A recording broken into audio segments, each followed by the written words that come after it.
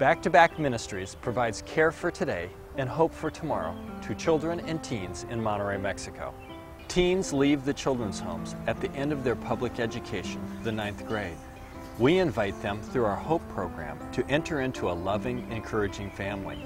Here they have an opportunity to continue their education, to be successful, and to experience the love of Christ through our staff and those who come alongside the ministry.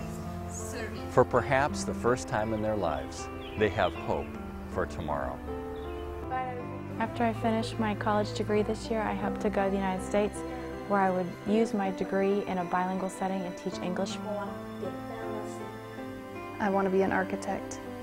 I would like to learn English, and I would like to work with the SWAT team. And I want to study cosmetology. Some of them, they want to study long and expensive careers, like Miguel, he wants to be a doctor. He has big dreams, and we are just so hopeful that we can walk with him all the way through until we see that day that he graduates from medical school. When I was in Caso Verduras, it was my highest goal, finish my high school. They told me, we're going to help you. Back2Back started the program, the Hope program. This is a long-term relationship with the kids in the children's homes.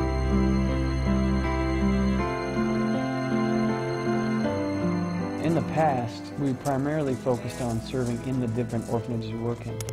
We wanted to come alongside literally back-to-back with those directors and help them be successful. Back2Back is a ministry with a wide vision, because it's not easy to help people in the long term. We're saying to these teenagers, we're going to provide a home for you for your entire education. They were like, you know what, brother, you can do it.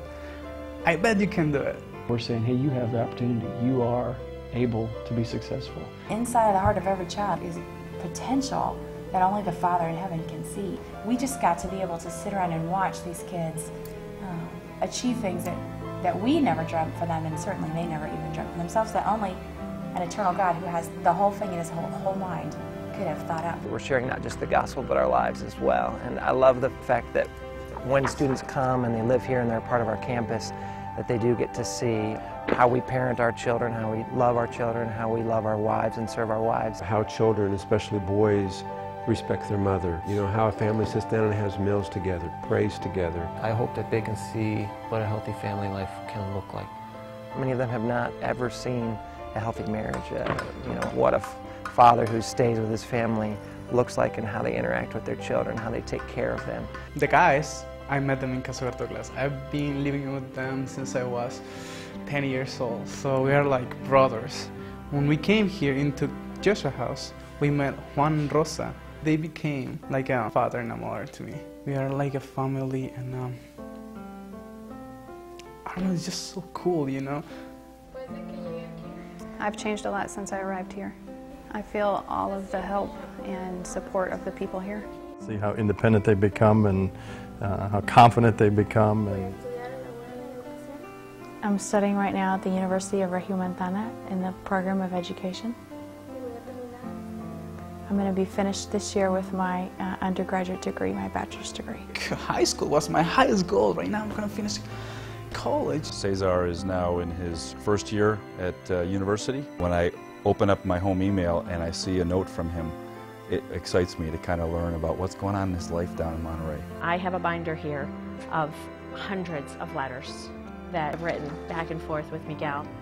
We talk about everything, his goals, his dreams. We became his sponsor to fund those special things that he needs. We can't be here doing what we're doing, and these students can't continue on in their education and with these opportunities on our campus without people like you coming alongside us, coming behind us, helping to pay for these programs, helping to pay for their education, helping to buy new backpacks. There is no gift too small, both in time, energy, and financial giving. Somebody could, you know, support a boy for a month for food or, you know, household expenses, or be part of that education expense. Just support us in what we're doing here, and it's a very important work, and it has to keep going.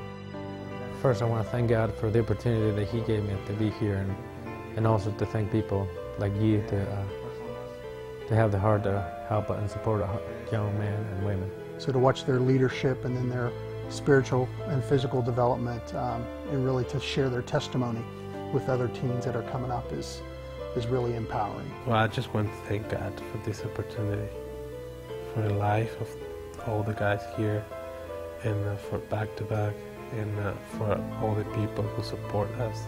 They're making a difference.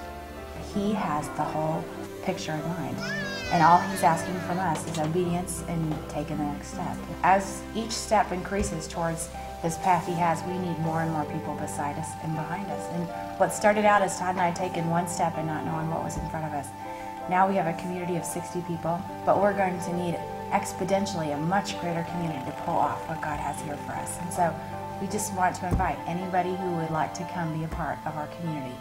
We want to together do what God has promised to do in Scriptures, and that's maintain a home for orphans, incline his ear, provide them with clothing and shelter, and listen to them and protect them and be their father.